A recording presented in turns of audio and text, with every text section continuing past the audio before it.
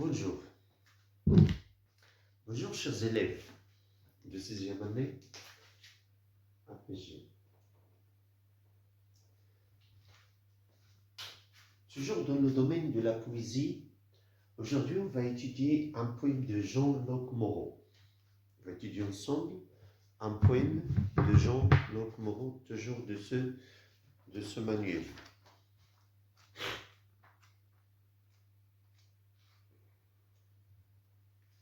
Alors, Jean-Locke Moreau est né en 1937. C'est-à-dire qu'il appartient à l'époque moderne, 20e siècle. Il est professeur de langue à l'université et traducteur. C'est aussi un poète qui a beaucoup écrit à la jeunesse. Alors, son poème aujourd'hui s'intitule « Si ».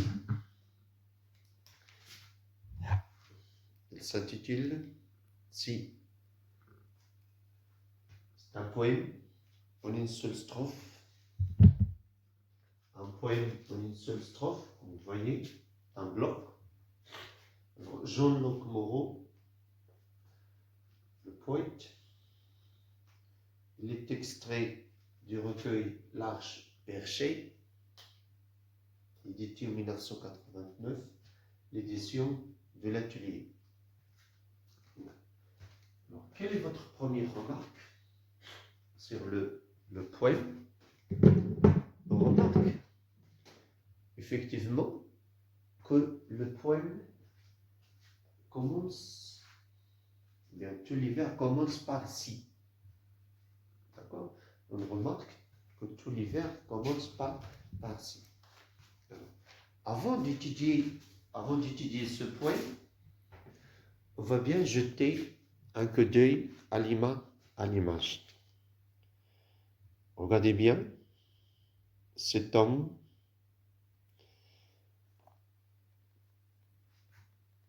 à première vue, premier abord, on a l'impression qu'il est assis.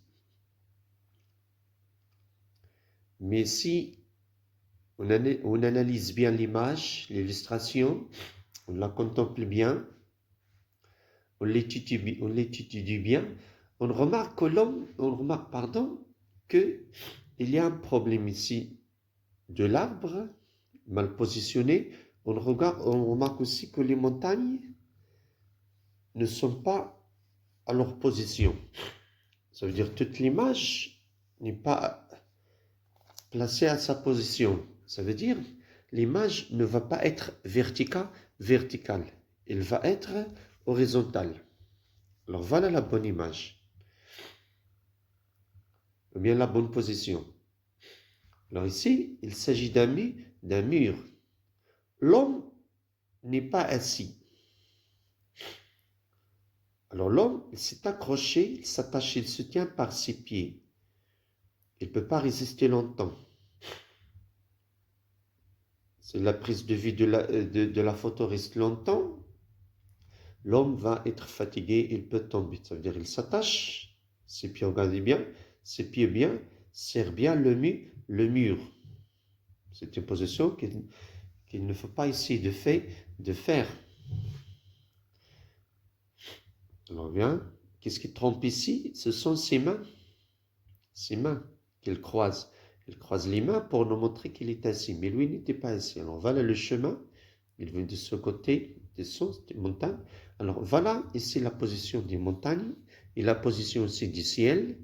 Tout est bien positionné maintenant.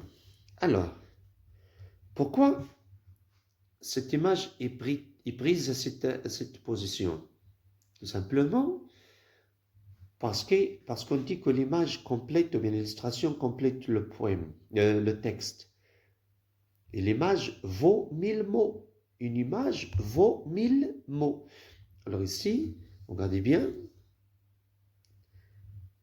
qu'est-ce qu'on remarque? Que chaque chose, chaque élément naturel et l'homme aussi, ne sont pas, eh bien, n'est pas à sa position, à sa place. Comment sont-ils? Ils sont à l'envers. Les montagnes à l'envers, l'arbre à l'envers, oui, la montagne est à l'envers, seulement l'homme ici s'est bien placé. Il a pris sa bonne position. Alors on peut dire, qu'est-ce qu'il fait l'homme? Il contemple, entre parenthèses, il médite le monde à l'envers. Il analyse le monde à l'envers. Il se pose comment, bien il s'interroge comment va être le monde s'il est à l'envers. Alors voilà maintenant, mais il n'a pas de temps pour se tenir comme ça. Il ne peut pas se tenir longtemps, mais il a déjà une idée sur ce monde à l'envers. Et cette idée, ce message nous était arrivé. D'ailleurs, regarde ici, juste de regarder l'image, de penser à ce monde à l'envers, on peut avoir des vertiges. Juste de penser, d'être à sa place, d'avoir cette position, ça veut dire de le monde à l'envers, on a les vertiges, pour avoir les vertiges. Et regardez bien le titre ici, bien sûr que ce n'est pas le titre de l'image, mais ce qu'a proposé ceux qui ont placé cette image ici, quand l'image transforme le réel. L'image a transformé la réalité de la nature. D'accord? Elle a transformé le paysage. Elle a changé. Mais ce qui est important et ce qui est fascinant ici, c'est que celui qui a pris l'image n'a rien changé. Il n'a pas sa touche personnelle, ça veut dire qu'il n'a pas changé quelque chose de sa place. Seulement, il a cet homme qui était mal assis et toutes les choses se sont à l'envers. Alors voilà l'illustration. On va lire le poème.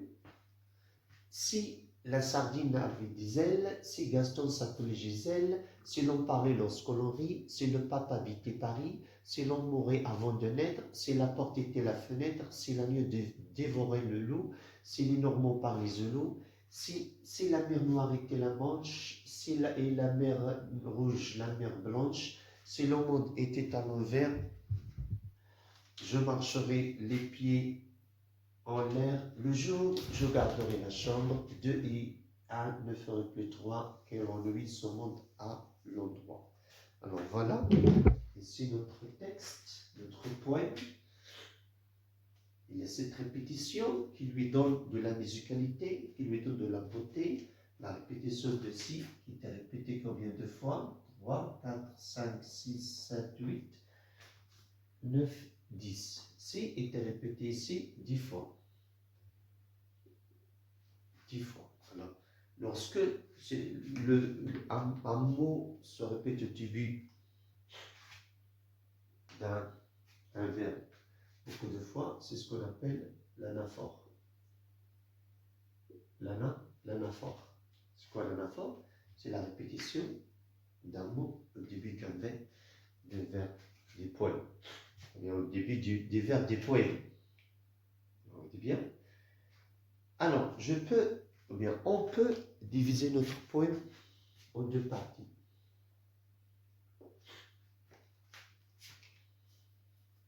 Pourquoi ces deux parties?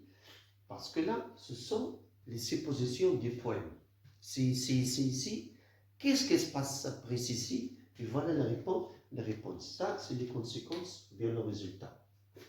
Le résultat, les conséquences. Au niveau de la grammaire, on peut dire que cette partie-là, ce sont les propositions subordonnées. Subordonnées, ici nous avons les propositions principales, matrices, essentielles. Parce que si, c'est la condition, au niveau de la grammaire, c'est la condition. D'accord? Si plus quoi, comme on dit nous, au niveau de notre conjugaison, parce qu'il y a aussi la conjugaison et la grammaire. Ça, c'est la phrase. Si la sardine avait des ailes, je marcherai les pieds en l'air, par exemple. Alors ça, c'est la suite. Alors ça, c'est la condition. Et Et au niveau de la conjugaison, c'est plus quoi? C'est plus l'imparfait, le verbe conjugué à l'imparfait. Alors, si le verbe de la subordonnée est un imparfait, le verbe de la principale sera à conditionnel présent. Ça, on négocie. Voilà.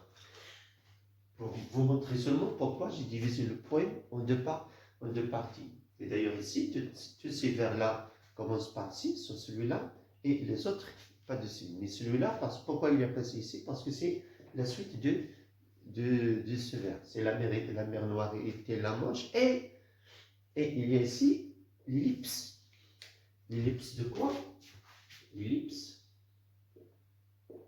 ça veut dire là, on a supprimé la répétition. Et si la mer, c'est d'accord, parce qu'il est coordonné, lorsque là il y a la coordination, on le coordonné ici, lorsqu'il y a la coordination, on ne répète pas un mot. Alors voilà, s'il vous plaît, ce qui est très important, voilà, ce qui est pourquoi cette division. Alors on va lire vers par vers, et on va voir ces positions, l'imagination du poète. Qu'est-ce qui se passe? C'est quoi ce changement? Comment voit-il les choses? Quelle est comme on nous a dit ici, l'image? Ici, on peut dire quand l'image transforme le réel, non, ici, quand les mots transforment le réel, ou bien quand on transforme le réel. C'est quoi le réel ici? Le naturel des choses, des éléments.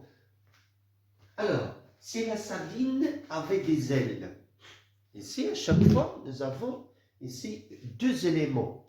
Le poète met deux éléments en parallèle.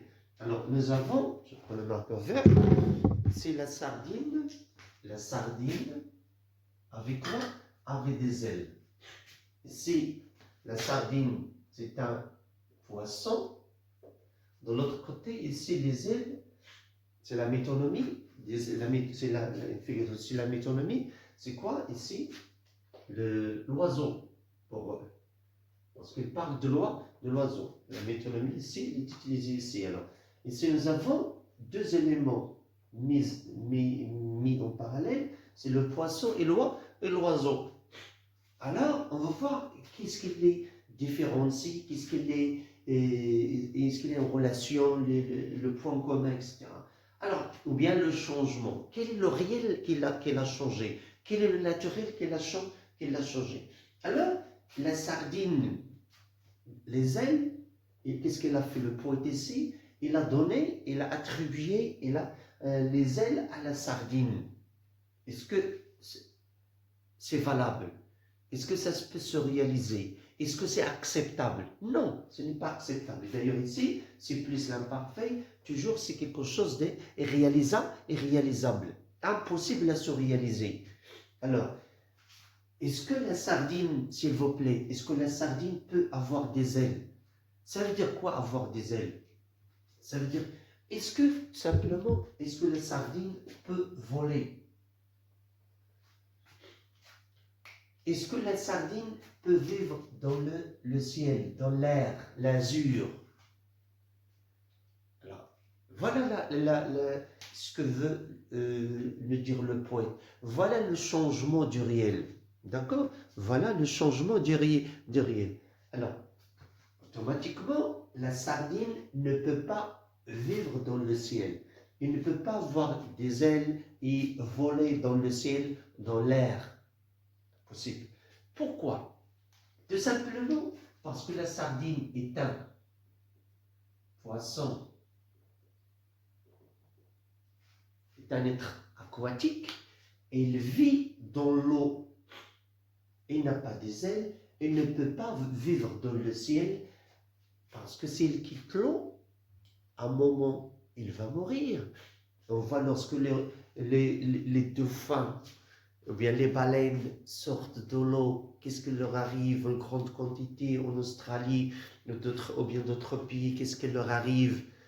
Voilà, ils n'arrivent plus à résister. Qu'est-ce qu'elles font les gens? Il y a des bénévoles qui les aident. Qu'est-ce qu'elles font? Ils prennent des seaux d'eau, ils les vident sur ces animaux pour se tenir, pour résister, pour vivre un peu, pour endurer leur vie, jusqu'à ce que ils obtiennent de l'aide pour les tirer, le remettre dans l'eau. Alors ici, c'est un fait, c'est une relation impossible. La sardine ne peut pas, ce n'est pas seulement voler, ne peut pas vivre dans l'air, parce que c'est un être aquatique. C'est quoi son mode de vie? C'est quoi son lieu de vie? Son lieu naturel où il doit vivre? C'est l'eau. La sardine ne peut pas vivre dans le ciel, dans l'air, ne pas dans l'air. Il vit dans l'eau, alors il ne peut pas être un oiseau. Si Gaston s'appelait Gisèle, si Gaston s'appelait Gisèle. Bien. Quels sont les éléments mis en relation ici? Nous avons Gaston, Gisèle. Tout simplement, si dans le nom d'une fille, dans le nom d'un garçon, si on donne le nom d'un garçon à une fille,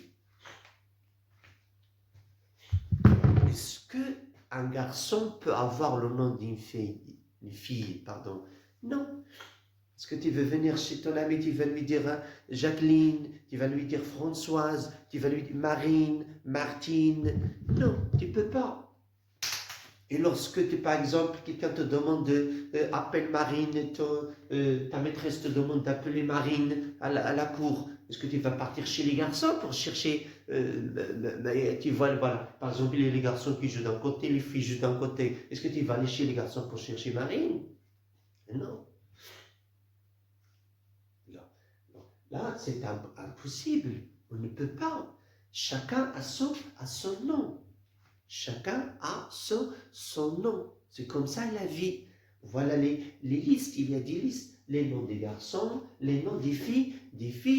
Il y a aussi les noms des animaux. Les animaux de compagnie ont leur nom.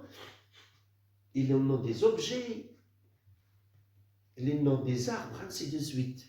Alors, chaque élément, chaque chose, chaque être humain a son nom. Et on a les noms d'une fille d'un côté, les noms des garçons d'un côté. On ne peut pas mélanger les choses. On ne peut pas changer le naturel des choses. Impossible. Si l'on parlait lorsque l'on rit, c'est pas parler, c'est lorsque l'on pleurait. Lorsque l'on pleurait, lorsque c'est un lapsus, s'il vous plaît, pardonnez-moi ce lapsus, si l'on pleurait lorsque l'on rit. Ici, elle a mis en relation les deux verbes pleurer, le verbe pleurer et le verbe rire. Nous avons le verbe pleurer et le verbe rire. Ce sont quelle est la relation entre ici, entre les deux verbes, c'est la relation d'antonymie. Pleurer, rire. Déjà ici, il y a l'antonymie. On ne peut pas pleurer et rire. Vous allez dire, je pleure de joie. Non, ce n'est pas dans ce cas. Ici, il y a pleurer, tu pleures. Ça veut dire quoi? Qu'est-ce qu'il a mis en relation ici avant de détailler, s'il vous plaît? Il a mis en relation deux sentiments différents. Il y a ici deux sentiments. Deux sentiments qui sont comment? Différents. Ici, nous avons la joie, la gaieté, le bonheur, l'allégresse, la jubilation. Ici, nous avons la tristesse, la mélancolie, le chagrin, la langueur, l'affliction. Alors, on ne peut pas. Il faut se mettre dans le pain, comme on dit. Si un membre de la famille est mort, si un ami est mort, est-ce qu'on va rire? Non. Est-ce que tu peux rire? Non. Ne dites pas oui, non. Parce que le père de quelqu'un, bien la maman de quelqu'un précisément est mort. Est-ce que tu vas rire? Non, c'est impossible. Tu ne peux pas. Parce que tu es choqué, tu es blessé, vexé. oulala, tu as perdu un être cher pour toi. Alors, comment tu vas rire? Même si on veut te faire rire, pardon, c'est impossible. Parce que là, le sentiment de la tristesse règne ton cœur. Il a quoi? Il a régné, il a envahi ton cœur. Il s'est emparé de ton cœur. Il a chassé la joie de ton cœur. Tu ne peux pas, tu étais programmé, c'est la tristesse. Alors tu ne peux pas rire. Alors c'est ça ce que je viens de dire là. Ce sont différents. Ce n'est pas notre vocabulaire de joie. Non. C'est très cher. Si quelqu'un, par exemple, je veux approcher la situation un petit peu, un élève n'a pas réussi, il a une mauvaise note. Qu'est-ce que vous faites lorsque quelqu'un a une mauvaise note? Qu'est-ce qu'elle fait cet élève lorsqu'il a une mauvaise note? Tout le monde a la bonne note. Il pleure. Et lorsque on essaye dans la classe de le calmer, soulager, consoler, arrive-t-il à rire? Non. Alors c'est ça la différence. Donc, on ne peut pas pleurer et rire lorsqu'on est triste. Impossible. D'accord? Ce sont des situations impossibles. On ne peut pas les combiner.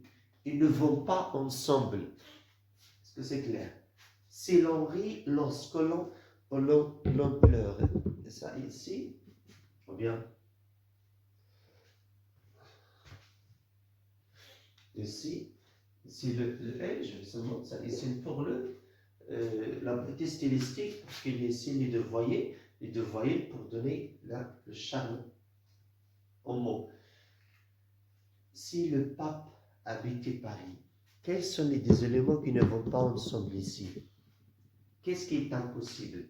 C'est le pape Paris. Pourquoi sont-ils impossibles? Parce que le pape ne peut pas habiter Paris. C'est quoi le pape? Qui est le pape? Le pape est le chef de l'Église catholique. Le chef de l'Église catholique. Le chef des chrétiens. Alors, le chef des chrétiens de l'Église catholique a sa place, sa propre place. Son lieu. Il ne peut pas le changer. C'est comme un président. Lorsque on élit un président, il a son lieu, sa résidence, son château où il doit habiter. Parce que ça, c'est respecté. Il a une valeur, c'est symbolique. On respecte le lieu. Les gens le respectent. Et la personnalité aussi doit être dans le lieu. On t'a choisi pour vivre et rester dans ce lieu. Alors, où est le pape? Le pape, et je change de marqueur, le pape est à Rome, en Italie. C'est une place, une petite ville, un petit pays, on appelle le Vatican. Le Vatican, on dit un petit pays dans un grand pays. D'accord? Le Vatican, que je me dis ici, ça c'est l'Italie. Voilà. Et dans l'Italie, nous avons un petit pays qu'on appelle le Vatican. C'est dans ce petit pays où habite le pape.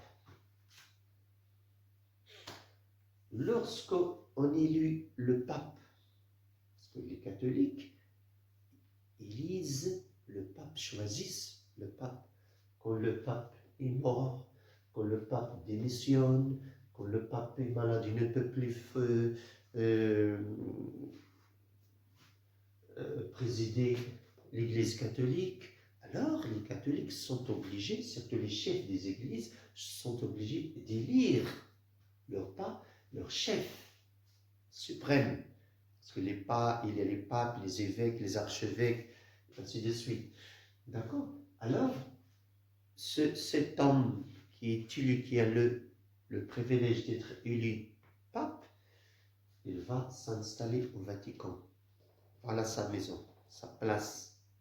Ici, nous avons tous les établissements, voilà, qui appartiennent à la papauté, etc. Alors, le pape ne peut pas habiter en France. Il peut aller visiter la France. Il peut aller passer quelques jours en France. Mais il ne peut pas y habiter en France. Il va venir en France, il va revenir au Vatican. D'accord? Bien. C'est l'homme mourir avant de naître. Si nous avons mourir et c'est naître. Ça aussi, c'est impossible. Parce que des actions dont on a changé l'ordre et la position. Il faut d'abord réaliser quoi? La naissance. On doit d'abord naître, il y a d'abord la naissance. Il y a d'abord la naissance, après la mort. Chaque être doit quoi? Doit d'abord naître. Naître.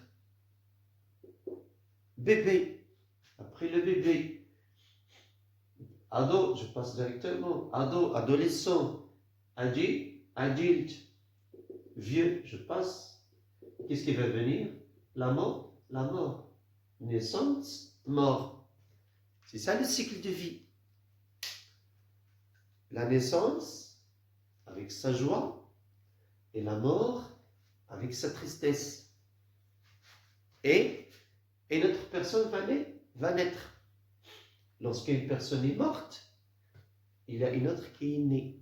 C'est comme ça le cycle de vie, le changement de la vie. Mais en ordre. 1, 2. Qu'est-ce qu'on a fait ici? Bien, qu'est-ce qu'on a fait? Le poète, il a changé l'ordre. Et lorsqu'il a changé l'ordre, tout est mélangé, tout est mêlé. Et ça entre dans le cadre de l'impossibilité, les réalisations. C'est la porte était la fenêtre. Et ici, vous allez dire que c'est simple. Mais non. Ici, nous avons deux domaines différents, deux lieux différents. Chaque élément a sa fonction, a sa pure fonction. Ce qu'on fait ici, on change la fonction. C'est la même chose ici, et ces trois-là. On change de fonction. La porte a la fonction de quoi? De faire entrer, sortir. Mais la personne, parce que vous allez dire la fenêtre aussi, non. La porte, c'est un moyen,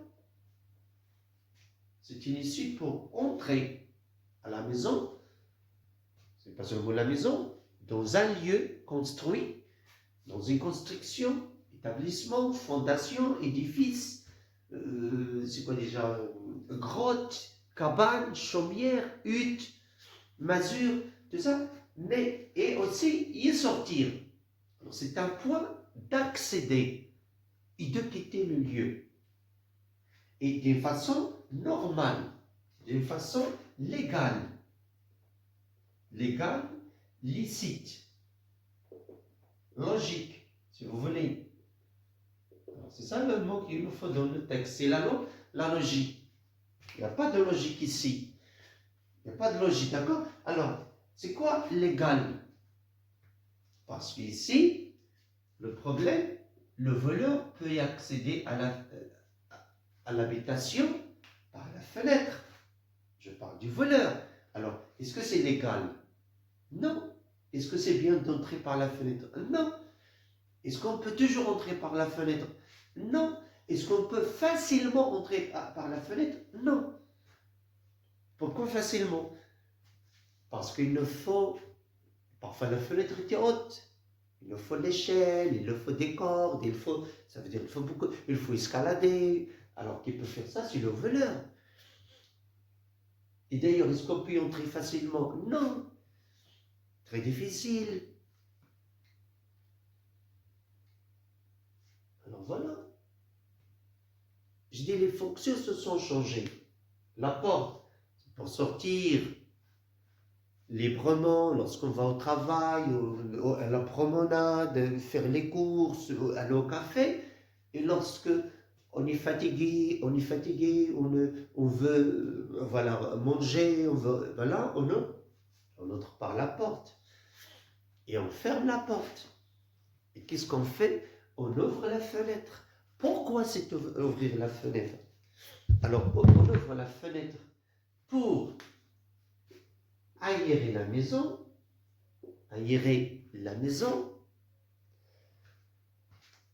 pour voir tout simplement, pour contempler. Qu'est-ce qu'on va contempler? Ça dépend de la maison. Si cette maison n'a pas de vis-à-vis, bien sûr, sur le jardin, sur la forêt, la mer, la plage, etc., alors tu peux contempler le paysage.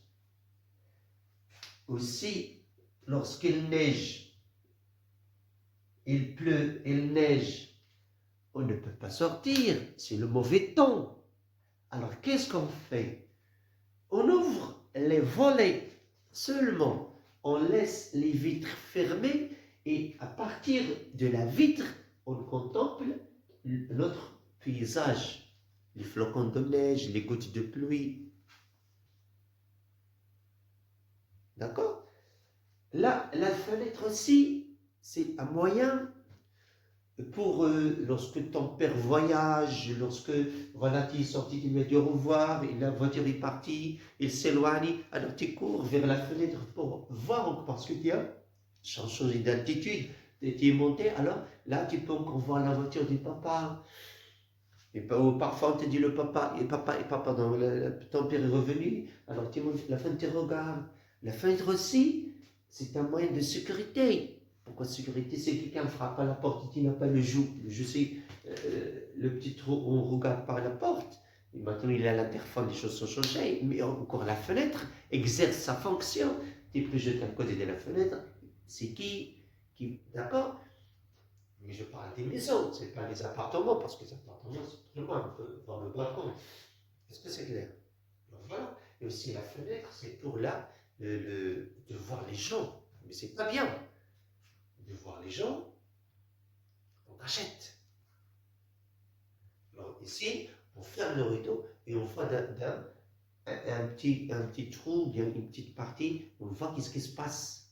Mais ça, c'est pas bien. Mais les gens, il y a des gens qui le font, mais c'est pas bien. Alors là, tout ça, c'est là.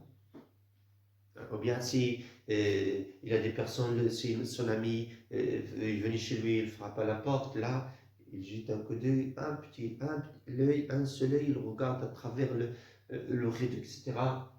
Alors voilà, alors on ne peut pas sortir par la fenêtre, parce qu'il faut sauter. On risque de se casser, avoir une fracture, on verra toutes les fractures, on est tombé par la tête. Alors là, chaque élément a sa fonction qui lui est attribuée. On ne peut pas la changer.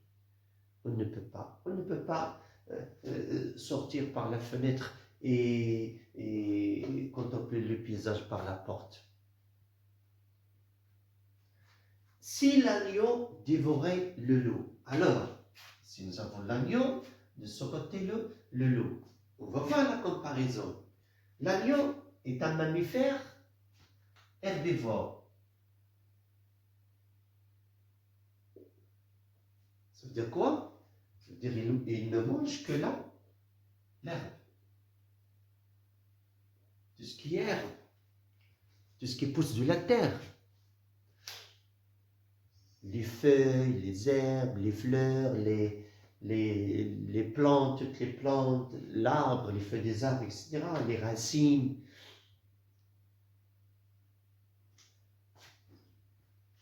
Et là, il a seulement les dents, parce qu'on a le mouton, il a seulement les dents d'en bas. Il n'a pas les dents du haut. C'est ça là,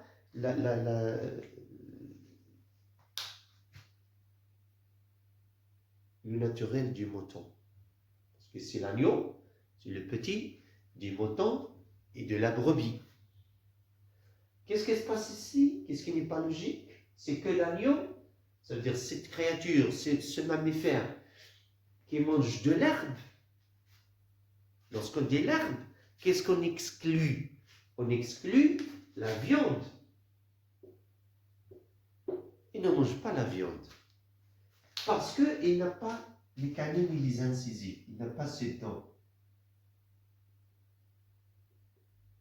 Ces dents qui tranchent, qui coupent la viande. Et son estomac, son appareil digestif, ne peut pas se porter et recevoir la viande. Il n'est pas fait pour manger la viande. On ne peut pas, impossible. Et on peut faire l'expérience. Le jour de la fête des musulmans, la fête des moutons, comme on dit entre parenthèses, si ton père achète le mouton, donne-lui un peu de viande. Il ne va pas y toucher. Il ne va pas y s'y approcher, parce que c'est impossible. On ne peut pas. Alors, qu'est-ce qui se passe ici? Il y a ici, ce mammifère herbivore va manger ce mammifère le loup, qui est comment? Carnivore. Carnivore. Est-ce possible? Est-ce logique? Est-ce réalisable? Non. Quelle est la relation réalisable ici? C'est l'inverse. Le loup dévore l'agneau. C'est facile pour lui. L'agneau, il le regarde du loup. C'est son plat préféré parce que c'est la viande. Mais ici, c'est quoi? C'est l'inverse. C'est l'envers des choses. Les choses sont à l'envers. Il n'y a pas de logique. Il n'y a pas de beauté. Ce sont des vertiges. Comme tu as des vertiges, tu peux sentir ça. Lorsque tu as de la fièvre, tu peux imaginer des choses. C'est les Normands par les Zoulous. Ici, nous avons Normand, Zoulou. Ici, nous avons le mot parlé. Alors ici, si on attribue, ou bien le mot parlé est attribué à Zoulou, Zoulou, ça veut dire que c'était langue. Automatiquement. Normand, c'est les habitants de la Normandie. C'est une région française qui se trouve au nord, sur la Manche. Et c'est alors, par les quoi? Par les Zoulous. C'est une langue africaine. Qu'est-ce qu'ils ont écrit ici? Zoulou, c'est langue parlée par un peuple d'Afrique centrale, australe. C'est une langue africaine. Les Normands, où se trouvent les Normands? Ils se trouvent en France. Qui parle Zoulou? C'est l'Afrique. Qu'est-ce qu'on a ici? Nous avons deux continents différents, deux places. C'est la question, on fait référence ici à l'Afrique. Deux places qui se trouvent dans deux continents différents. La France, en Europe, là, et cette place-là, en Afrique. Non. Chaque pays parle sa langue. Il y a beaucoup de langues. L'arabe, le français, l'anglais, l'espagnol, l'allemand, chinois, japonais, il y a beaucoup de langues. Et il y a beaucoup de langues, s'il vous plaît. Et chaque pays, chaque place, et même la langue se change d'une place dans un mépied. Ce n'est pas la langue en fait, c'est l'accent. Et si on entre dans d'autres détails, le dialecte, le patois. Mais si nous, on parle une langue d'un accent différent, lorsqu'on monte, on trouve un autre accent. Il y a des pays en France, des villes en France qui sont proches, voisines à l'Allemagne. Alors là, l'accent se différencie des villes qui se trouvent au sud, ainsi de suite. D'accord? Mais on ne peut pas parler la langue d'un autre pays. Quand est-ce qu'on peut parler la langue d'un autre pays? Lorsque il y a ce qu'on appelle la colonisation. Lorsque ce pays a déjà colonisé, a envahi ce pays. Et à cause de cette colonisation, on parle cette langue, mais on ne parle pas officiellement, seulement on l'utilise dans l'administration et ainsi de suite. D'accord? Alors ça, c'est une relation, on ne peut pas la faire. D'accord? On ne peut pas.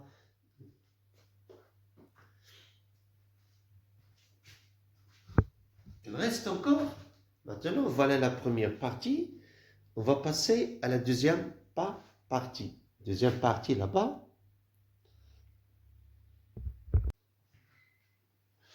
Bien.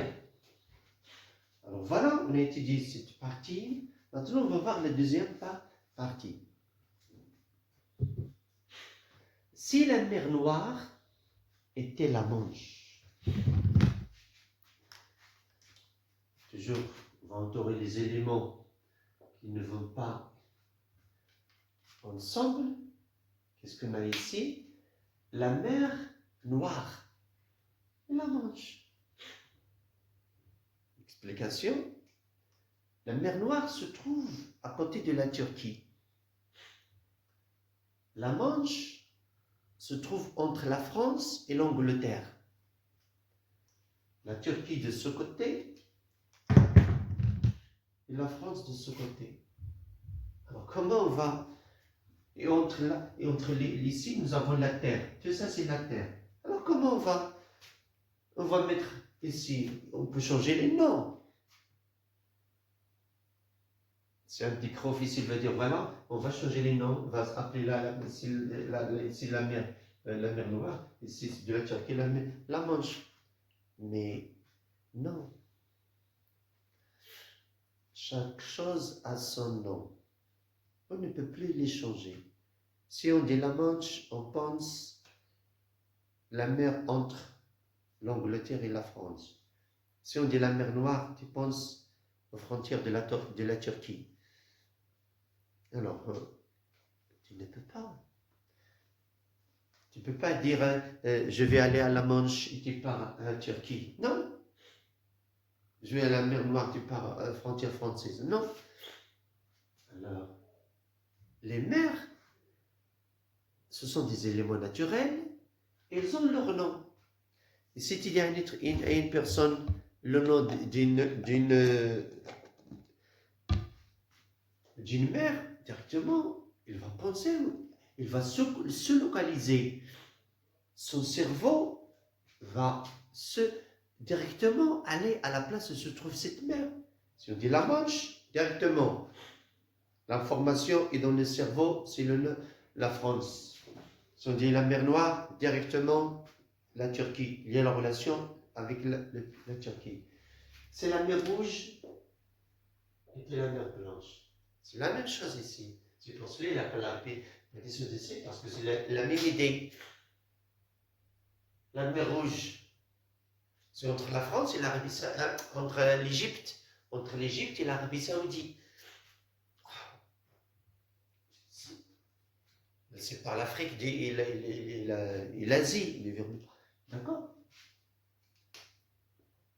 La mer Rouge, Égypte, Arabie Saoudite. La mer Blanche, c'est là, ici, c'est entre le Maroc et l'Europe, la mer Blanche. Alors, la mer Blanche se trouve ici, la mer Rouge se trouve ici. C'est très loin. Il y a la terre qui les sépare. Il y a la terre qui les sépare ici. On ne peut pas, la même chose comme j'ai dit, on ne peut pas changer de nom, on ne peut pas prendre cette mère et la placer à cette place. Hein, ça veut dire que ça, c'est n'importe quoi, si vous voulez. Mais ce n'est pas n'importe quoi, un faux n'importe quoi, mais c'est n'importe quoi qui est de la beauté, c'est magnifique, c'est beau. Le poète joue par les mots, il fait de la musicalité par les mots. Si les Normands, si le monde était à l'envers, ça, c'est le résumé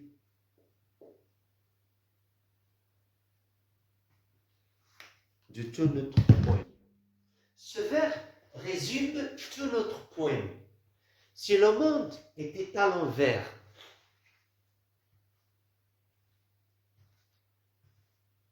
si notre monde était à l'envers, les choses sont à l'envers. Les choses ne sont pas à leur place. Il a parlé des créatures, des animaux, il a parlé des gens, du changement de nom, il a parlé des sentiments, il a parlé de changement de lieu, de changement de fonction, de changement de langue, de changement de nourriture. Alors là, c'est ça les thèmes duquel le poète a parlé. Et nous avons ici le changement des places. Et la nomination aussi. Et les frontières. Alors, il a touché à beaucoup de domaines. On peut les écrire.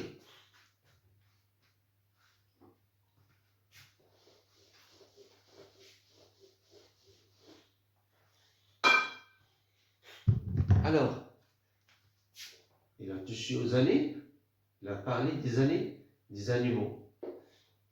Ça veut dire changement de mode de vie. Mode de vie des animaux. Un animal qui vit dans l'eau va vivre dans l'air. Il a parlé de changement de nom, les noms des personnes.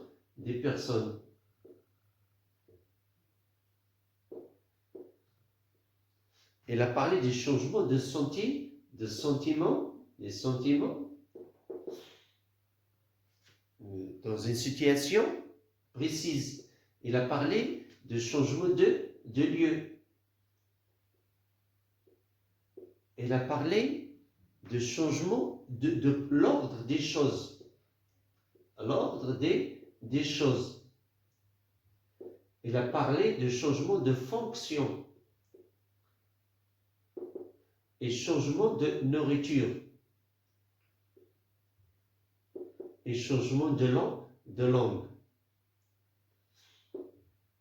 De la nourriture, des langues, changement parce qu'on a déjà dit le lieu ici, ça veut dire les plats, les places, on peut dire changement aussi de frontières.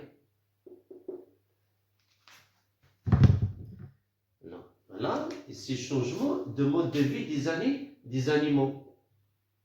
Changement de nom de personne, j'ai mis ça en ordre. Changement de sentiment, changement de lieu, changement d'ordre des choses, changement des fonctions, changement de nourriture, et on peut dire ici la fonction aussi. Changement de langue et changement de frontière, si vous voulez. Alors voilà les changements, c'est quoi insiste le poète. C'est le changement de mode de vie. Alors, le poète ici, c'est lorsqu'il a dit le mode de vie, donc il n'a pas parlé, il ne veut pas ne parler seulement de la sardine et des ailes. C'est juste un exemple. On peut parler aussi de l'homme. On veut dire, c'est l'homme habité dans l'eau, par exemple. Il vivait dans l'eau. Sous l'eau, pardon, habité sous l'eau. Sans oxygène. Ça veut dire là, il ne va pas y construire une coque ou bien une boule où il y a l'oxygène. Non, directement, il va plonger, il va y rester de sa vie. Non. Alors là, c'est-à-dire changement de mode de vie des créatures, des hommes, tous les êtres vivants. changement de nom, changement de sentiment, il y a beaucoup de sentiments. Alors, lorsqu'on change de sentiment, quelqu'un il pleure, on rit. Ah, quelqu'un est mort, on rit. Quelqu'un a un accident, on rit. Quelqu'un a une mauvaise note, on rit. Quelqu'un est blessé, on rit. Quelqu'un est malade, il va faire l'opération, on rit. Non. Et l'inverse. J'ai une bonne note, je pleure. J'ai acheté une maison, je pleure. Je vais voyager, je pleure. On a une naissance, je pleure. Mais ce n'est pas les pleurs de joie, les pleurs de la tristesse. Non, on ne peut pas. Parce que nous avons un mécanisme qui nous commande. Il s'agit d'un tic, comme un bouton, comme si on appuie sur un bouton. C'est spontané. C'est quelque chose qui est spontané. Tu as une bonne note, directement, les sentiments se changent. Lorsque tu attends la note, il y a quoi? Il y a le stress, il y a l'inquiétude. Pourquoi tu es comme ça? C'est ça la spontanéité, directement. L'homme va, la personne va avec la situation. Chaque situation a son sentiment. Et lorsque tu as une bonne note, directement, l'inquiétude, l'inquiétude disparaît, le stress disparaît, et tu ne trembles plus, et ça se passe, quoi? Il y a tes yeux qui s'illuminent, et le sourire qui se dessine, il y a la beauté qui apparaît sur ton visage, et directement le sourire et la joie. Et l'inverse aussi. Alors, changement de lieu de place, on ne peut pas. Le président français ne peut pas habiter en Amérique. Non, impossible. Je ne sais pas quoi, même les animaux. Le lion ne peut pas habiter je ne sais pas quoi, à la maison. Et l'homme le lion va construire la maison et l'homme va habiter dans les gîtes, dans les repères et sur les arbres. Toute sa vie, ce n'est pas... Non. Ici, on ne peut pas changer l'ordre des choses. On ne peut pas mourir après naître. On ne peut pas manger après avoir faim. Il y a beaucoup de... Ça veut dire ici, c'est juste des exemples mentionnés par le poète. Alors, après tout ça, tous ces éléments irréalisables, impossibles de voir lieu dans la nature et dans notre vie, il y a ce vers-là qui est quoi? Qui résume tout. Parce que pour vous dire, qu'est-ce qu'il veut dire le poète par ce vers? Si le monde était à l'envers. Ça veut dire la liste est longue. Ce n'est pas seulement ça. La liste est longue. Il y a beaucoup de choses qui seront à l'envers. Beaucoup de choses. Alors là, voilà le résumé. Si notre monde était bousculé, était à l'envers, si les choses sont à l'envers, qu'est-ce qui va se passer? On va voir maintenant les résultats, les conséquences de ce monde qui est à l'envers, du changement de place, du lieu de mode de vie. Alors, et regardez bien ici, la présence du je. Je. Si on parle des choses, c'est je. Ça veut dire le poète parle de lui-même. Celui, le narrateur, parle de lui-même. Que cela, ça me concerne. C'est mon monde. Parce qu'il va dire, oh, qu'est-ce que tu racontes? C'est quoi ça? C'est que tu as des blabla. Non, ça me concerne. Si ce monde est à l'envers, qu'est-ce que je vais faire? Je marcherai les pieds en l'air. Parce que tout est à l'envers, ce changement va avoir un impact, une influence sur le jeu du poète ici. Il exclut les autres gens. Non, je marcherai, le conditionnel. L'imagination, quelque chose qui ne peut pas se réaliser. On entre dans le domaine de l'incertitude, de l'imagination. je marcherai les pieds vers le haut, la tête vers le bas. Parce que tout est renversé, tout est à l'envers. Alors, automatiquement, l'homme aussi est à l'envers. C'est comme quoi tu renverses l'appareil photo, comment il va être pris, le point de vue va être pris à l'envers. Si tu mets la télé à l'envers, la télé, à la limite, tu les mets à l'envers, comment tu vas voir les choses? Tu vas voir les gens marchent comme ça, hein, top, top, top, comme ça. La tête ici. Si le monde est à l'envers, je marcherai les pieds en l'air. Parce qu'il y a ici, on a renversé les choses. C'est comme l'homme, on a renversé l'homme.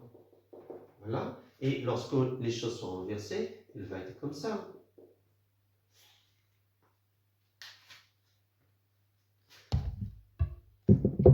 C'est comme l'image qu'on a vue. C'est comme ici par exemple, regardez bien. Alors voilà, je le mets à l'envers, qu'est-ce qui se passe? La tête est à l'envers,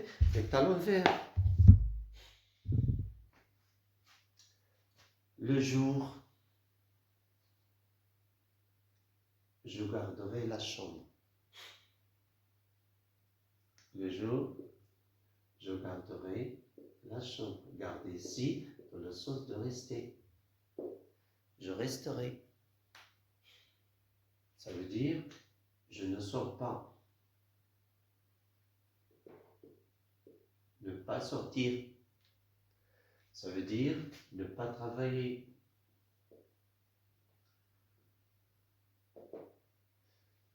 Ne pas voir le soleil, ne pas voir la nature, ne pas voir les paysages. Alors, le jour, parce que le jour c'est quoi? C'est le moment de quoi? Du travail, des études, de l'école, alors, le travail, et surtout le travail, les études, des pique-niques, il y a beaucoup de choses parce qu'il y a le soleil, il est la beauté, on voit, tu vois tout ce qu'il est devant toi. Je garderai la chambre, on peut terminer. Et la nuit, je travaillerai. Parce que les choses sont à l'envers. Et aussi, les moments vont se changer. La position de la personne se change par laquelle elle marche, c'est changer. Alors, les moments aussi. Le moment qu'on attribue au travail, pendant lequel on travaille, on reste, le point reste à la maison. Parce que c'est à l'envers. La nuit, il va sortir pour travailler, ou bien pour aller à l'école, pour faire ses courses. Et regardez bien un autre verbe qui résume aussi comment le poète voit les choses. Pourquoi ici 2 et 1? C'est la logique, quelque chose de la logique. C'est les maths, c'est la science, c'est la raison. Quelque chose de raisonnable. Ici, je peux le mettre dans le monde de la folie. Ici, la raison. Parce qu'il y a les maths ici, la science. Ici, et, ça veut dire plus. 2 plus 1 ne vont plus donner 3.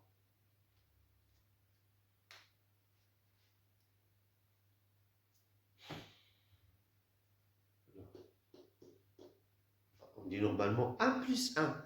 Lorsque tu expliques à quelqu'un n'a pas 1 plus 1, tu grandes quelqu'un 1 plus 1, ça veut dire tu le mets dans le sens de la raison. Ça c'est, on revient au sens, la logique. Ça veut dire ce monde-là qui est à l'envers n'est pas logique. C'est une opération qui ne donne pas un bon résultat. Parce qu'ici, c'est les maths, le résultat. On cherche le résultat, un résultat raisonnable, acceptable, naturel. Alors, ce monde, comme ça, peut-être comme ça, ce sont des opérations.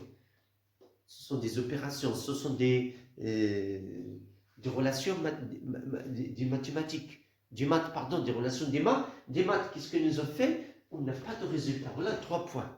Il n'y a pas de résultat. Ça veut dire là, l'opération ici n'est pas logique, n'est pas acceptable.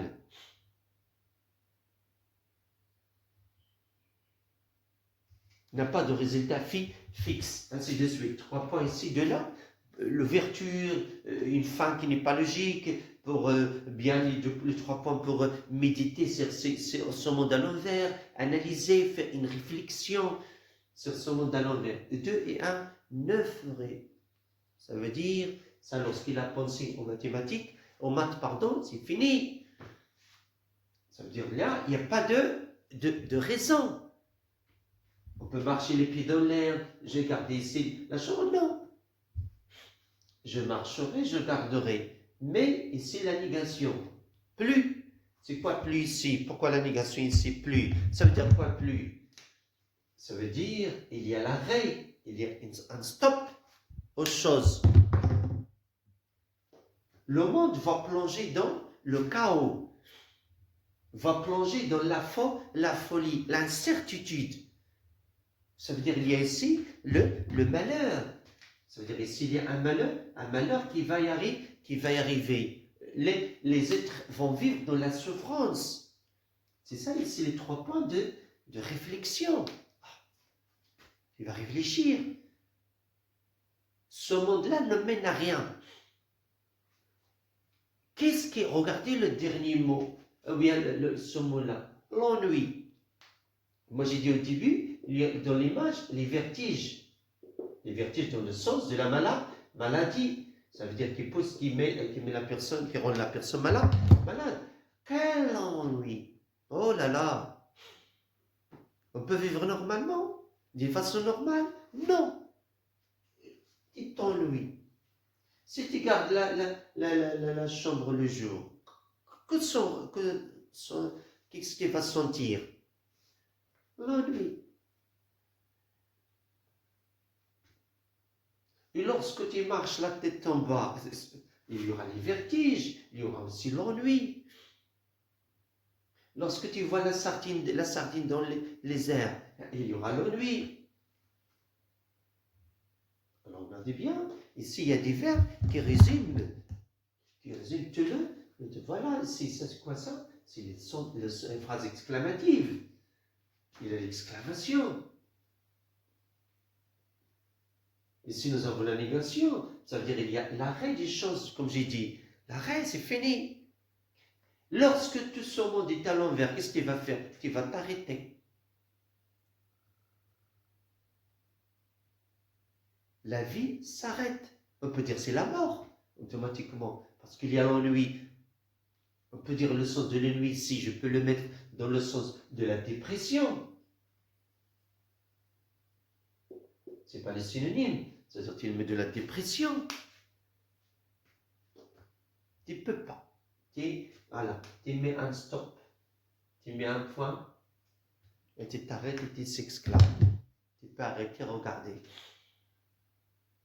Ça veut dire quoi arrêter ici? Tu ne peux pas marcher. Tu ne peux pas marcher. Tu t'arrêtes. Et tu t'exclames. Et tu vas dire ici, il n'y a pas de raison, il n'y a pas de logique. Ces choses-là, non, ça ne se peut pas. On ne peut pas les voir, on ne peut pas les faire, on ne peut pas les réaliser. Et lorsque ces choses, ce monde est à l'envers, c'est fini pour nous. C'est peut-être le jour de l'Apocalypse, c'est le dernier jour. C'est la fin du monde. Ce sont des indices peut-être qui annoncent la fin. Il n'y a plus, ne plus, ça ne donne plus. Et voilà, tu réfléchis, qu'est-ce qui se passe? Qu'est-ce qui ne va pas? Le point est réfléchi. Après, voilà, qu'est-ce qu'elle ressent? Et ça, c'est la fin.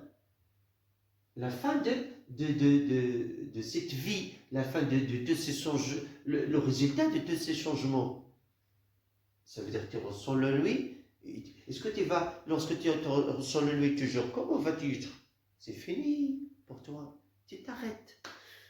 Tu ne peux plus continuer. Tu ne peux plus travailler. Tu ne vas pas supporter cela. L'exclamation montre tout. Tu t'exclames. L'exclamation, c'est le son, le choc qui mène à la dépression.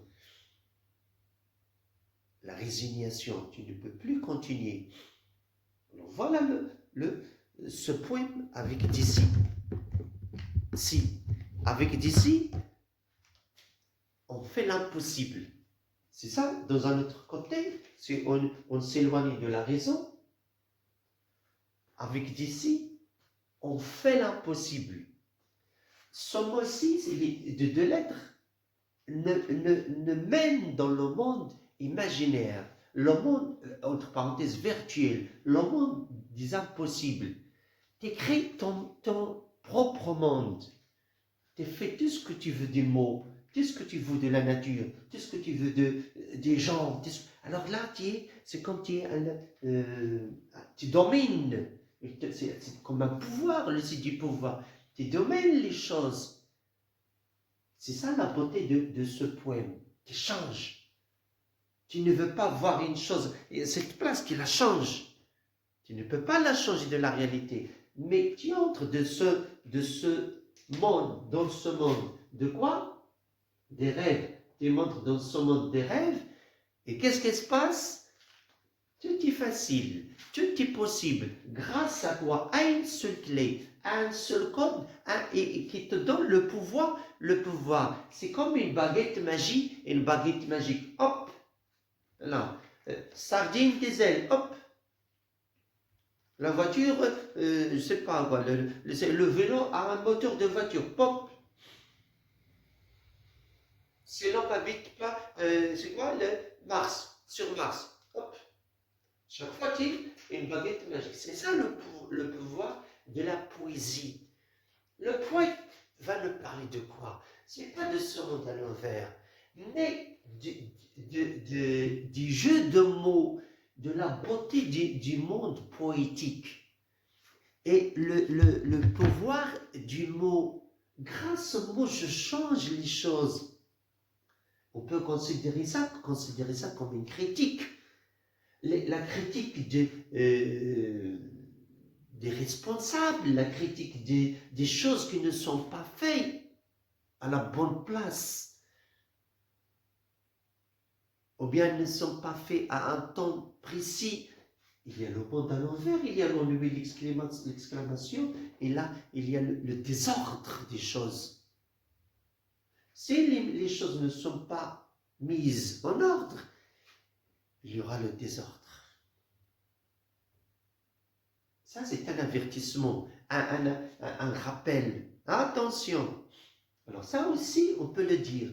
Mais en général, comme j'ai dit, le poète veut insister sur là, le mot, surtout la poésie. Lorsqu'on écrit la poésie, on a la liberté.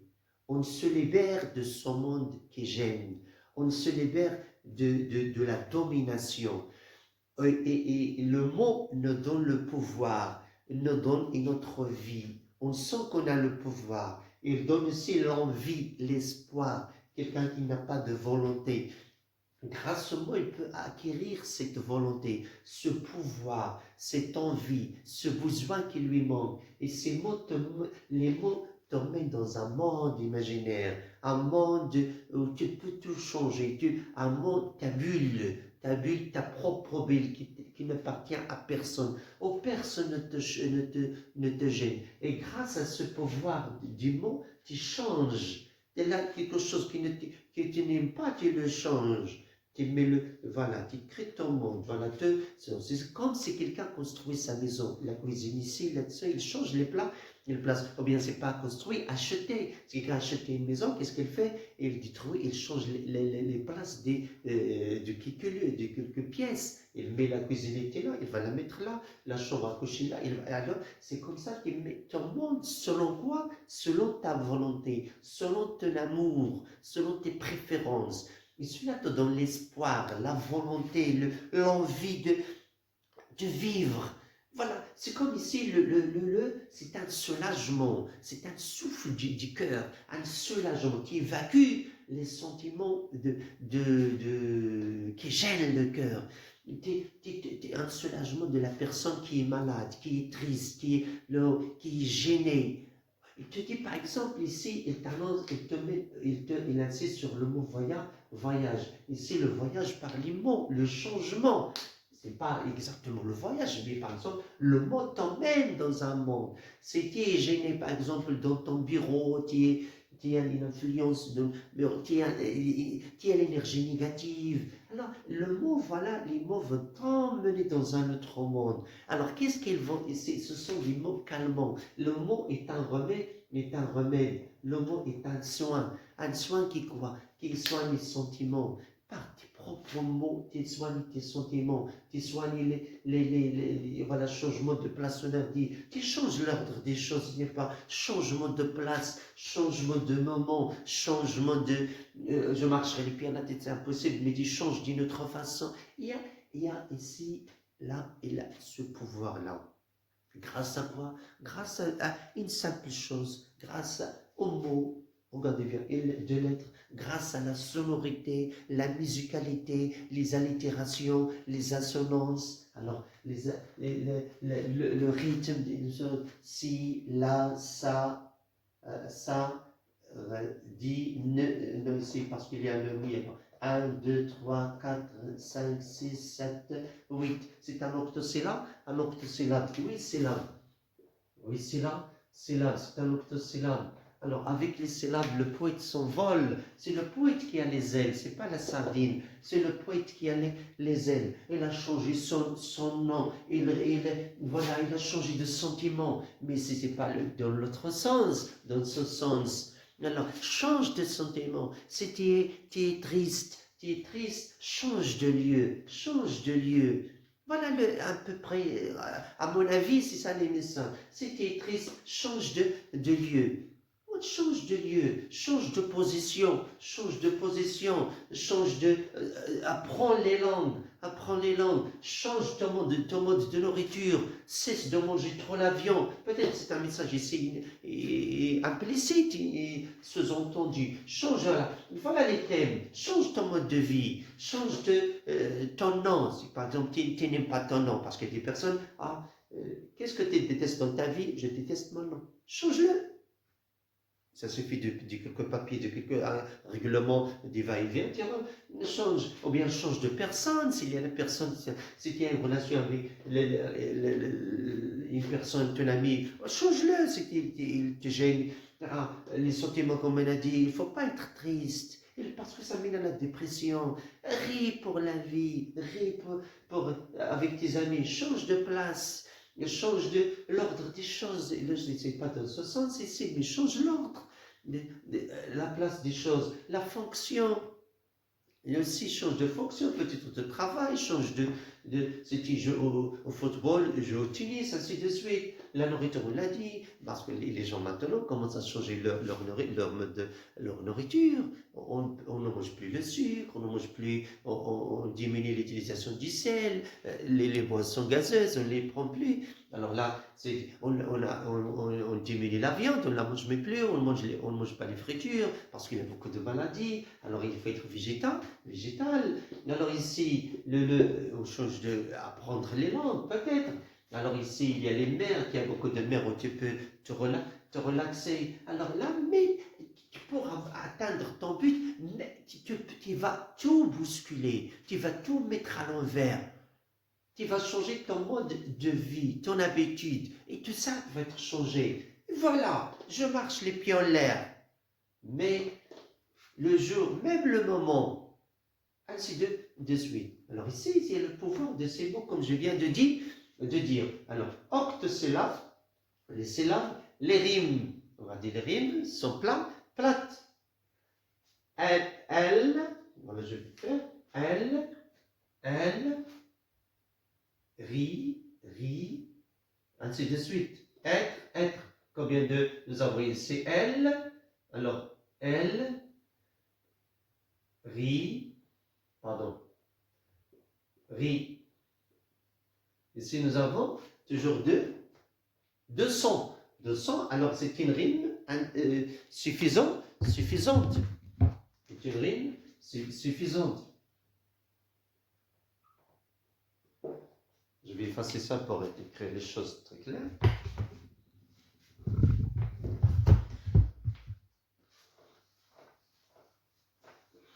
Alors, on a dit, le mètre, c'est 8 syllabes. C'est un octosyllabe.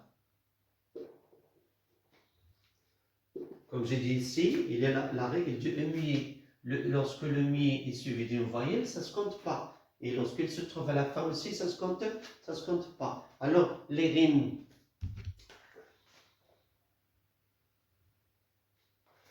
Nous avons, comme j'ai dit, L, ils sont déjà là. Alors, nous avons A, B, ça veut dire les rimes. Ça les dispose ici, les rimes suivies ou bien plate. D'accord? Suivies ou bien plate. Et nous avons ici la qualité de la rime, ça c'est la disposition. Pardon pour l'écriture, parce que je vais vite. La qualité de la rime, c'est suffisante. Pourquoi suffisante? Parce qu'il contient deux sons. D'accord? Deux sons, c'est la phonétique. Parce que la rime, ça se compte sur la phonétique. C'est ça. Ici, nous avons trois sons. Être, trois sons. Ici, deux sons. Loup. D'accord? Deux sons. Ici, c'est riche. Alors, c'est là, riche. Les rimes ici sont riches. Lorsqu'il contient un seul son, toujours deux sons, hanche, deux, R, alors, ici ça change, il n'y a plus, ici va avec C là, ici c'est là, alors si on compte C là avec C3, on va voir ici, la rime ici, il est pauvre, parce qu'il contient un seul son. Maintenant, le genre de la rime, c'est quoi le genre de la rime? Ce n'est pas le mot, attention la rime, parce que c'est le son. Ici nous avons E, ça veut dire, lorsqu'il y a E, c'est féminin. Vous dites, ah, c'est la logique. Non. Je vais voir. Lorsqu'il n'y a pas E, s'il n'y a pas E, c'est masculin. Vous voyez? On ne voit pas le genre des mots. Je ne vais pas. Regardez bien ici. Je ne vais pas voir le genre des. Parce qu'on peut ici naître. Est-ce que c'est un nom pour dire s'il est masculin ou féminin? Non. Mais il se termine par E, c'est féminin. Il y a la féminin, masculin. Il ne va pas voir ici là. Masculin, féminin, d'accord? Pour bien expliquer les choses, je vais trouver par exemple une rime ici qui va, par exemple, homme. Et je vais trouver avec le mot femme. Alors ici nous avons me. C'est ça la rime. C'est quoi le genre? C'est féminin. Ce n'est pas le. Je vais voir le mot. Non, l'homme est masculin. Non, parce que c'est pas ici la question du mot, mais la question de juste la rime. C'est quoi la rime? C'est le son qui se répète. Les assonances, c'est quoi? Eh bien, l'assonance, c'est les consonnes qui se répètent. Déjà ici, nous avons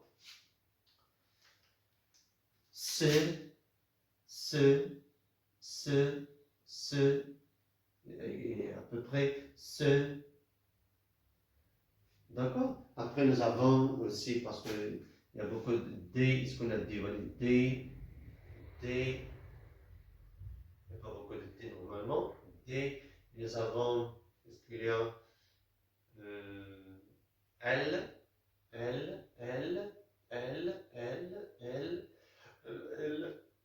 ainsi de suite. D'accord? Alors, il y a l'assonance se, L, D.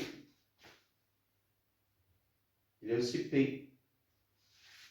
P, P, P, ainsi de suite. Maintenant, les voyelles, l'allitération, nous avons A. A, A, A, A, A, A, A, A. Est-ce qu'il y a, nous avons un, c'est A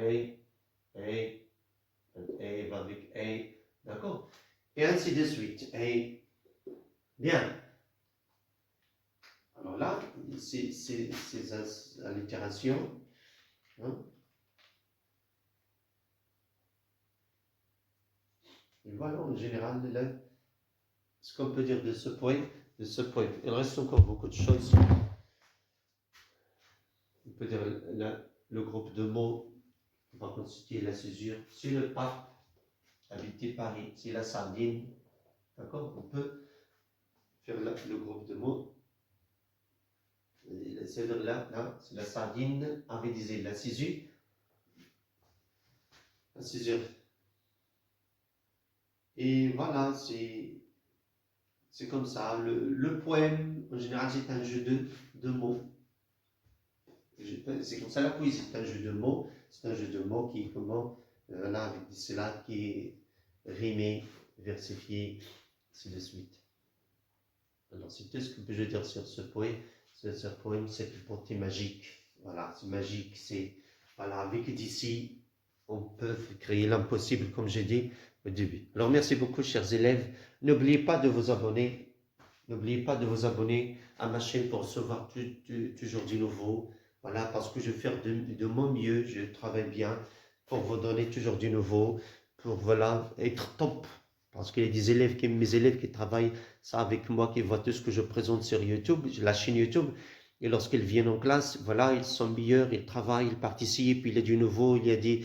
Et ça donne l'envie, comme j'ai dit dans ce poème, l'envie de travailler, la volonté, ainsi de suite, parce que tu redoubles, tu répètes l'information deux fois et il y a beaucoup d'informations. Merci beaucoup, au revoir.